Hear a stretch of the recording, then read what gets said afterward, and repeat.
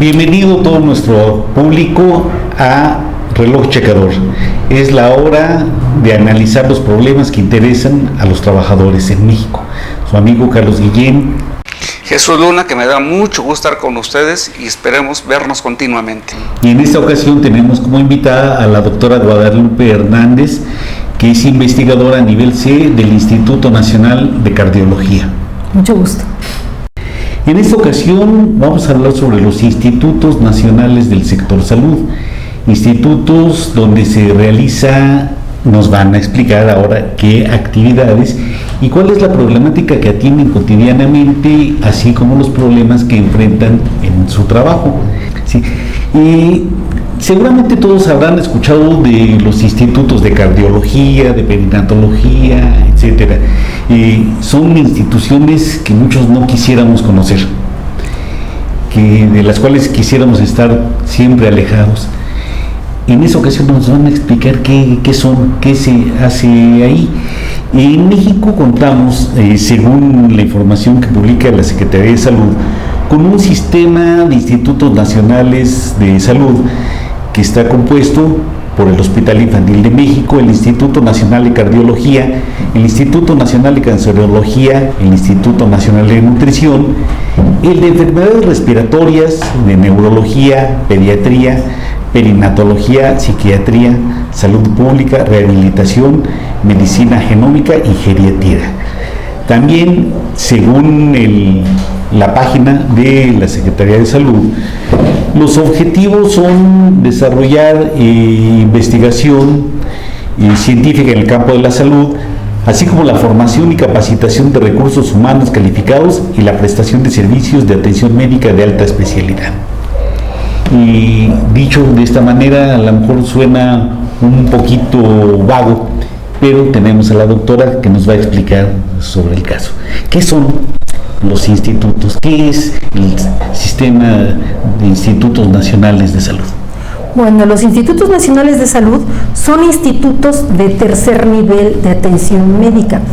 Esto es cuando está el primer nivel, que es medicina general, segundo nivel, que es para hospitales en donde hay más especialización, y los hospitales de tercer nivel es la última parte en donde una persona que sufre una afección llega cuando los otros dos niveles no pueden solucionar su problema, o ya sea por la alta especialidad, la diversidad, las características de la enfermedad, o porque no hay en los otros niveles los elementos, ya sea humanos o de equipo, para poder llevar a cabo un estudio más especializado. Entonces, los institutos nacionales de salud son institutos nacionales y hospitales de alta especialidad, son 16 en total, y tienen son de tercer nivel porque son para una alta especialidad.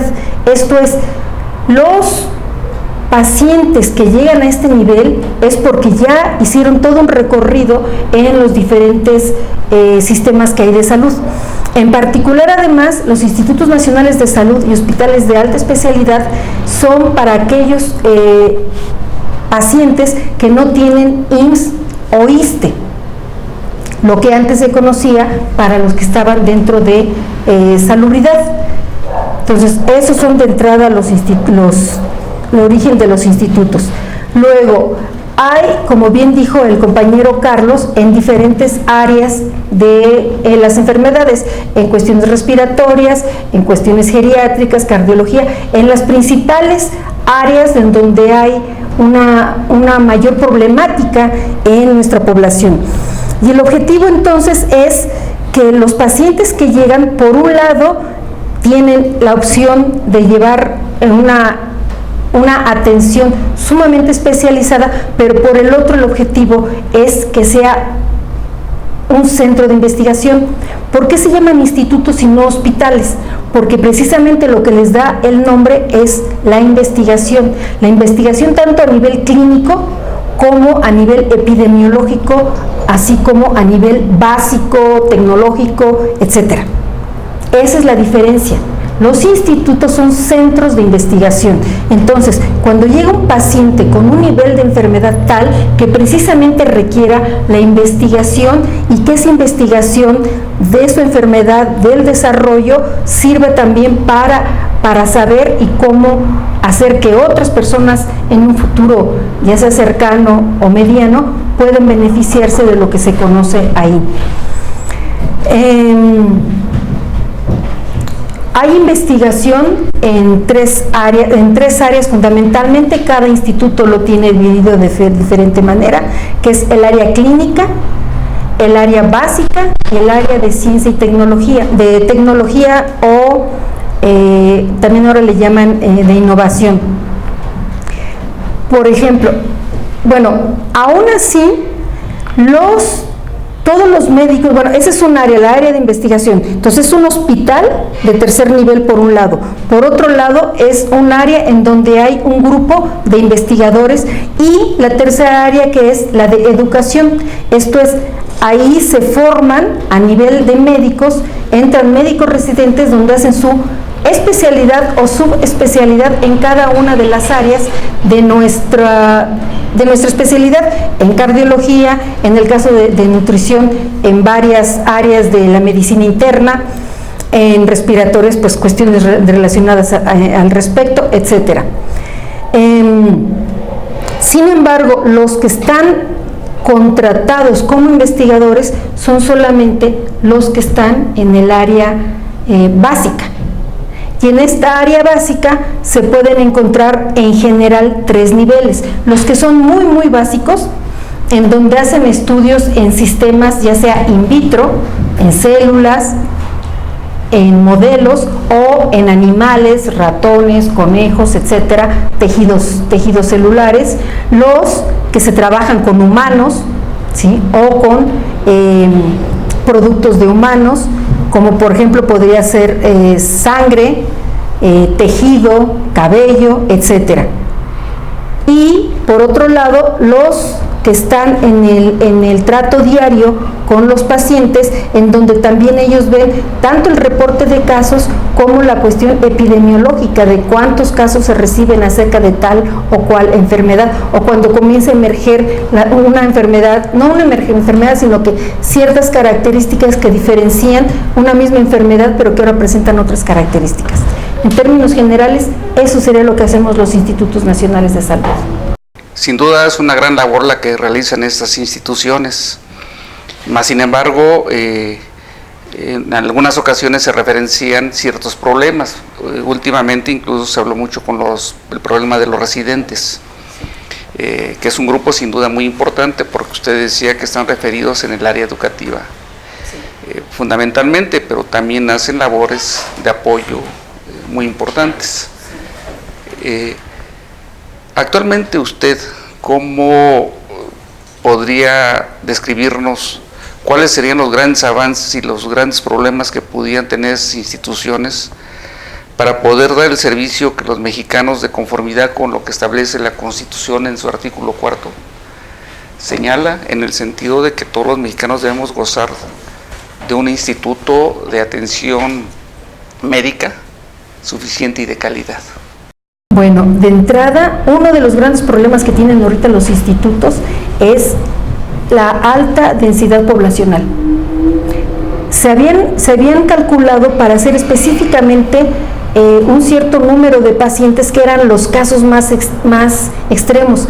Sin embargo, la calidad en los niveles más bajos está tan deteriorada que están llegando a las instituciones de tercer nivel cuando debieran ser solucionados sus problemas en los demás niveles. Yo creo que ese es uno de los grandes problemas que tenemos, la alta densidad poblacional como efecto secundario de que no hay solución en primer y segundo nivel. ¿Será solamente el alto crecimiento en densidad poblacional, o también será que no se han construido los suficientes hospitales para precisamente atender este crecimiento?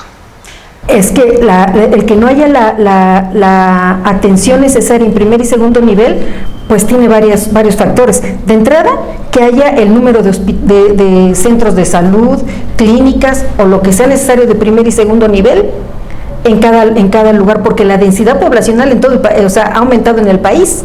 O sea, esto es simplemente un reflejo del incremento de la población en el país. Entonces debe de haber más clínicas, más hospitales, más enfermeras, más técnicos, más de todo en todo el país, para que entonces se cumpla que solo aquellos casos que son difíciles debieran estar en los de tercer nivel. Sin embargo, no es así. Desafortunadamente, algo ha pasado también con no sé si sea la formación o si sean las condiciones que hay en cada lugar, de manera que algunas enfermedades es lógico que estén en los de tercer nivel, pero hay otras que no, que pudieran haberle dado seguimiento en otros niveles y no es así.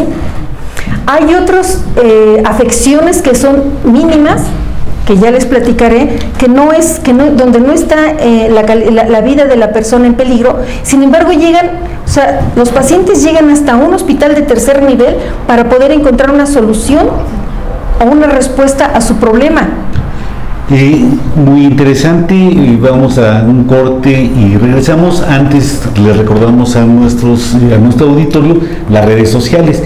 Pueden ver este programa nuevamente y compartirlo, eso es muy importante, a través de Facebook, Instagram o YouTube en Cananea TV, y en Twitter @cananea_TV.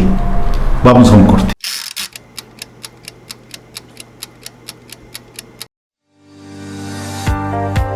Soy Erika Victoria y en 30 minutos le daré las noticias más relevantes que usted debe de conocer de los movimientos sindicales y sociales del país y del mundo. Acompáñanos en Cananea Noticias porque la lucha sigue.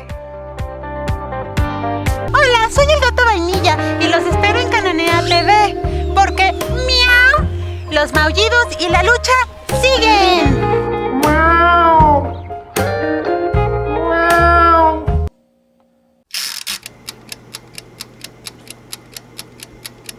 Bueno, nos da gusto regresar. Estamos con la doctora Guadalupe Hernández en un tema que nos parece debía interesarnos a todos, no solamente por tratar de entender este tipo de problemas de a veces concurrir a lo que llamamos tercer nivel, que muchas veces no sabemos qué es el tercer nivel. Uno cuando está enfermo lo que primero que piensa es ir a un hospital, que me atiendan.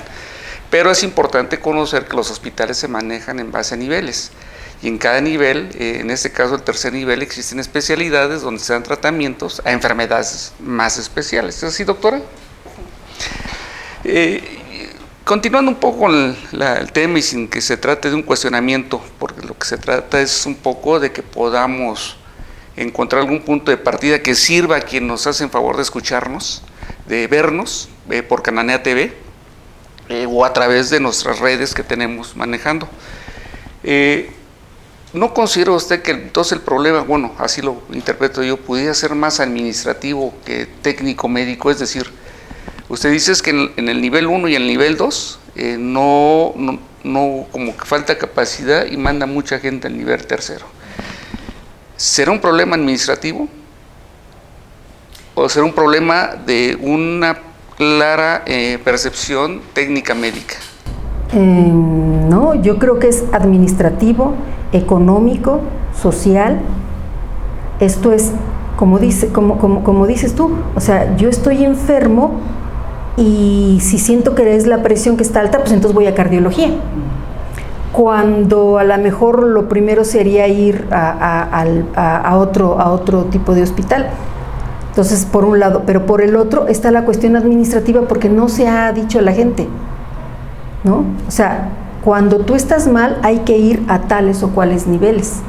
¿Sabes qué? Hay suficientes clínicas a mi alrededor como para que no tenga que ir desde la Gustavo Madero hasta cardiología en una ciudad como la nuestra, ¿no? Entonces sí, es una cuestión administrativa, es una cuestión económica. Yo supongo que es por eso por lo que no se ha construido mayor número de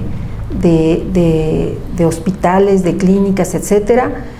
Es una cuestión también de cultura, menos, yo creo que es lo menos quizás, pero que sí es un problema administrativo, sí. Y también podríamos considerar que es un problema de atención, de respeto a los trabajadores. Es decir, yo considero que en un centro de trabajo donde los trabajadores son valorados, y más en una especialidad como la de ustedes, deberían dar un servicio mucho más humano, porque a veces como que se pierde esa calidad humana entre médicos, enfermeras y pacientes. A veces se ve como una relación objeto de estudio y alguien que va a hacer el estudio. Pero también médicos y enfermeras que están más preocupados en resolver problemas que dejaron fuera de su trabajo que en su trabajo en sí mismo. No estoy hablando en general, pero se da ese tipo de situaciones. ¿Usted considera que existen este tipo de problemas que no se han atendido adecuadamente por parte de quienes han gobernado y quienes designan los recursos para estas instituciones tan necesarias e importantes? Sí, en particular en cardiología nosotros lo vivimos de manera muy viva, porque el doctor Ignacio Chávez nos dejó todo un legado acerca de la humanidad.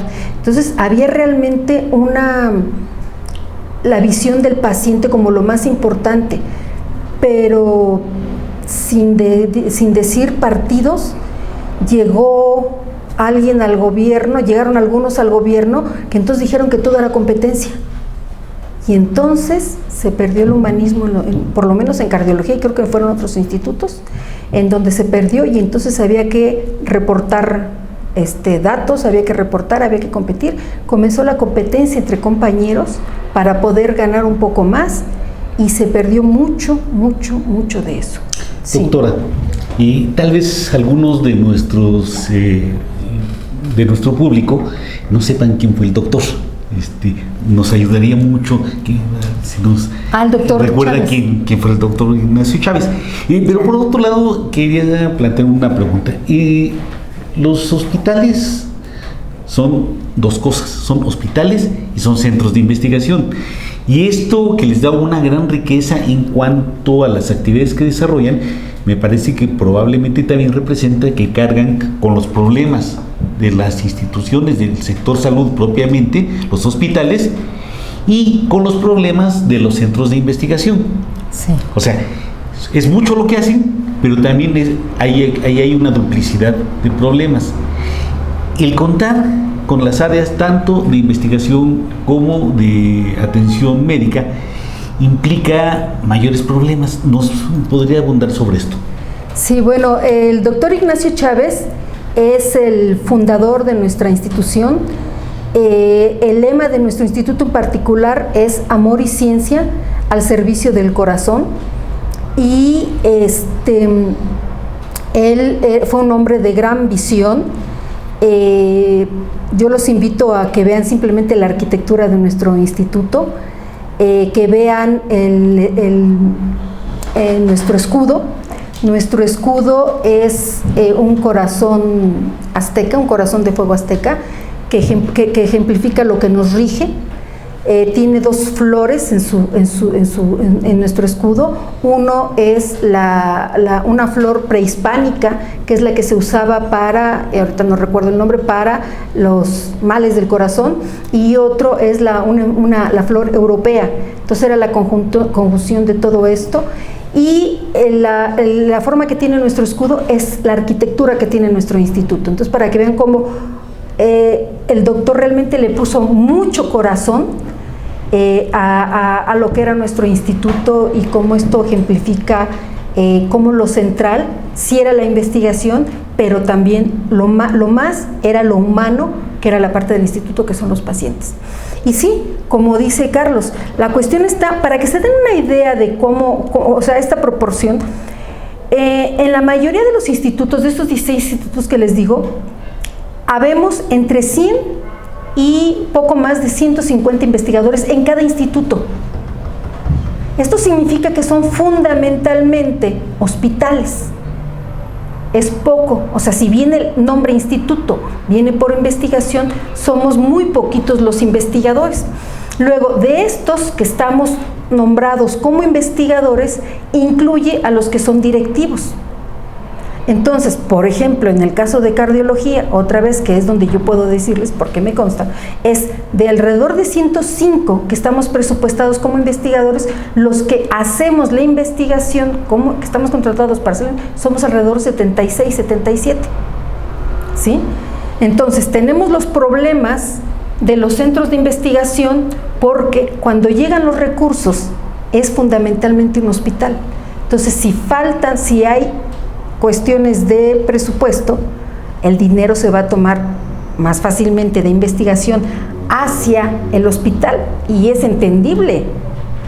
Va primero la vida de un humano a que yo tenga ratones, ¿no? Eso puede esperar, eso es muy entendible, excepto que, por otro lado, nosotros como institución tenemos que rendir cuentas. Entonces, no importa si llegó o no llegó suficiente presupuesto, nosotros tenemos que entregar productos.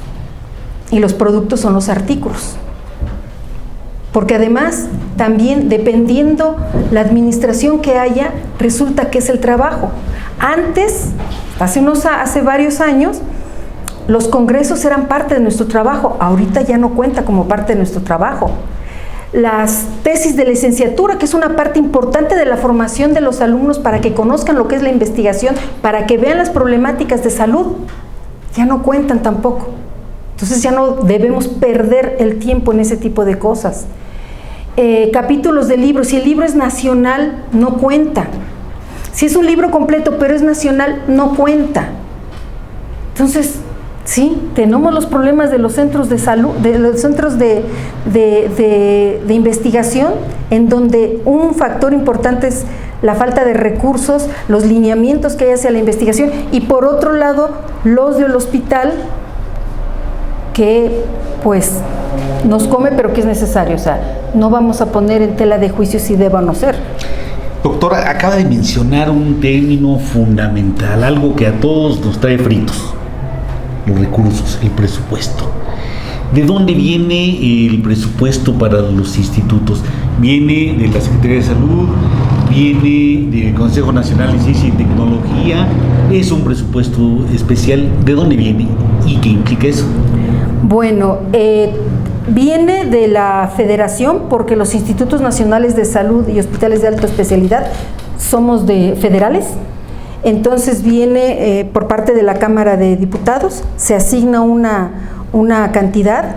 Hasta el año pasado, nosotros nada más sabíamos, porque hicimos un análisis del presupuesto, veíamos cuánto tocaba cada instituto, pero no había un apartado especial que dijera cuánto era en ciencia y tecnología. Este año sí ya viene ahí. Ese es el presupuesto de base con el que contamos para investigación, aunque realmente nunca se nos ha explicado bien cómo es este. Y la otra es de que todos tenemos la opción de meter proyectos a CONACYT. El problema es que tener un proyecto de CONACYT se ha hecho cada vez más difícil, porque ahí sí no sé cuáles sean las causas, pero de 10 proyectos que pueda uno meter, pues la probabilidad de que entren es 1 o 2, ¿sí?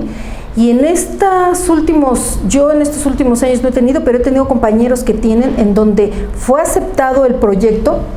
Bueno, había proyectos de CONACYT, espero que este año no sea así, pero había proyectos de CONACYT que decían: está muy bien tu proyecto, es aceptado, pero no hay dinero. Entonces decía uno, ¿y como para qué me sirve? O sea, nada más me calificaste y me dijiste que lo hice muy bien, pero no va a haber dinero para eso. Y otros que fueron aceptados, que les fue asignados recursos, pero que tardaron hasta 1 año en liberar los recursos. Y sin embargo, al año y medio ya tenían que entregar resultados. Entonces, de ahí vienen nuestros recursos, aparte de los propios que utilizamos generalmente para terminar.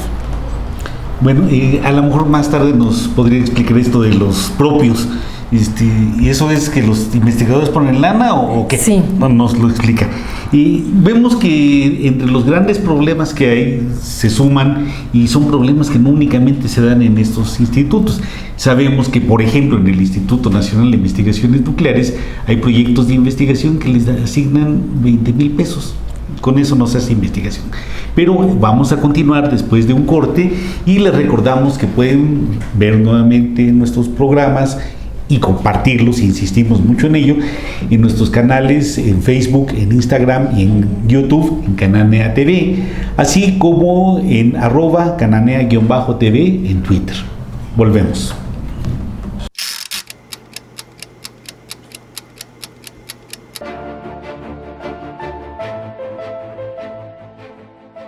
En Cita con la Sororidad hablaremos de la lucha de las mujeres en su rol de lideresas, profesionistas y luchadoras sociales para acceder en la política, la ciencia y la cultura. Un empoderamiento desde el cual buscan transformar a México. Soy Griselda Lozada y las espero en Cananea TV, porque la lucha sigue.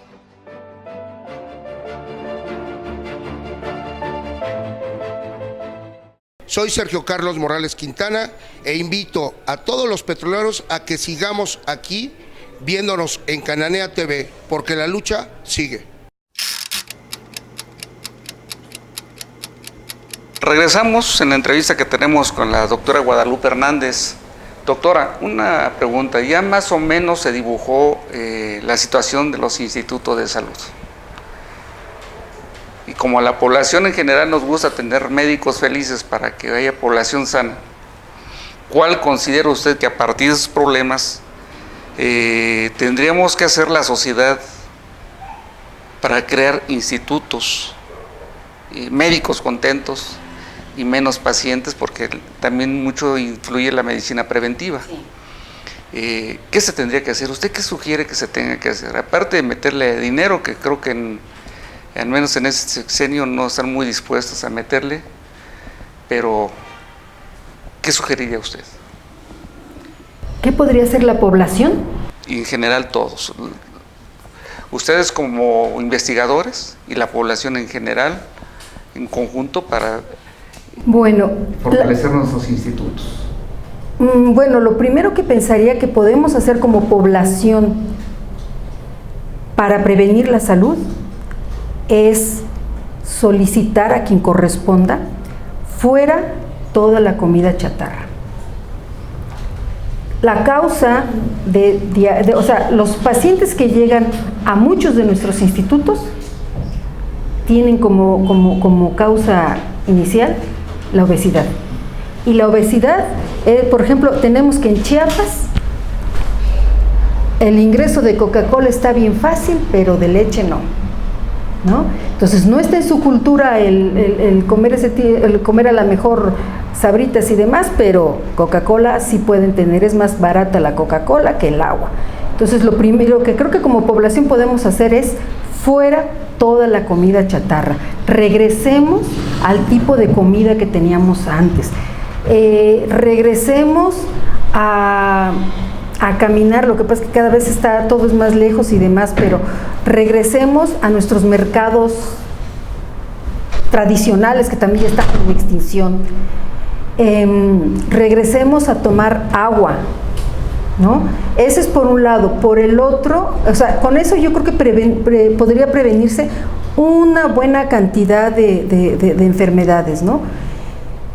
Y la otra es solicitemos mayor preparación al respecto, o sea, mayor educación. O sea, hubo un tiempo en el que, por ejemplo, había cápsulas de cardiología en donde decían, si tú sientes tales y tales características que pareciera un infarto, acude inmediatamente al médico, tienes tantas horas para hacerlo. Igual, cada uno de nuestros institutos podría hacer algo similar. ¿Sabes qué? Si tienes estos síntomas, es posible que tengas tal cuestión neurológica, ¿no? Por ejemplo, o cuestiones psiquiátricas, o para los ancianos. O sea, yo creo que la mayoría de los de la tercera edad no saben de la existencia del Instituto de Geriatría. Ahí yo creo que lo que les falta es pacientes. Ahí sí, la verdad, no creo que les sobren, pero puede ser que esté yo equivocada. Entonces, quizás también que haya mayor información acerca de la función de estos institutos. Doctora, pues en las redes, en los tiempos modernos, un gran tirano es el tiempo. Se nos está agotando el tiempo y podríamos estar aquí hablando horas y horas sobre el tema y seguramente sería todo muy interesante. Sin embargo, ojalá a nuestro público se le hayan generado dudas y haya la inquietud de saber más. ¿Dónde podría nuestro público saber más? Y en su caso, ¿dónde podríamos, a quién le podríamos preguntar? Seguramente nos podrá usted dejar sus datos para hacerle consultas y seguramente también a través de nuestras redes se podrán hacer llegar las preguntas. Pero ¿cómo podemos saber más al respecto? Bueno, de entrada pueden entrar a las páginas de cada uno de los institutos. En Google pueden poner Instituto Nacional de Cardiología, de Neurología, del instituto que les llame la atención, o bien institutos nacionales de salud y hospitales de alta especialidad, pueden hacerlo. Y bueno, con todo gusto voy a dejar mis datos aquí con los compañeros para que puedan comunicarse, de preferencia por correo electrónico. Bien, pues el tiempo se nos agotó y nuestro amigo Jesús Luna y un servidor Carlos Guillén nos despedimos y continuaremos analizando los problemas de interés para los trabajadores. Muchas gracias a la doctora y esperamos que en otra ocasión nos pueda acompañar y enriquecer nuestro conocimiento. Muchas gracias por la invitación. Recuerden que nos invitamos a que vean en Facebook, Instagram o el canal de YouTube en Cananea TV. Porque la lucha sigue. Gracias.